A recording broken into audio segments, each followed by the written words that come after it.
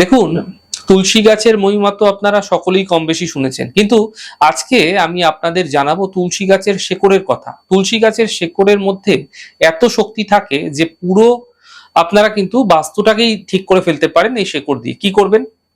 একটা হলুদ কাপড়ে একটু তুলসী গাছের শেকড় নিয়ে আপনারা ভালো করে পেঁচিয়ে ঠাকুরের আসনে, নারায়ণের সামনে, কৃষ্ণের সামনে যে কোনো বৃহস্পতিবার দিনকে রেখে দিন। প্রত্যেক দিন ধূপ ধুনো দেখান, এই প্রক্রিয়া করে যান।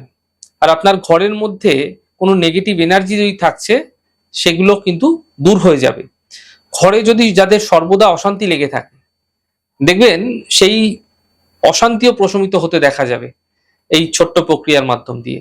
আরেকটা ছোট্ট উপায় বলি, যদি তুলসী গাছের শেকড় আপনারা লাল কাপড়ে পেঁচিয়ে কোনো শুক্রবার দিন ঠাকুরের আসনে রেখে দিচ্ছেন, তাহলে জেনে রাখুন আপনার অর্থভাগ্য ভীষণ বলিষ্ঠ হবে, আপনি আর্থিক দিক থেকে সচ্ছল হবেন, সারা জীবন কারো কাছে আপনাকে হাত পাততে হবে না।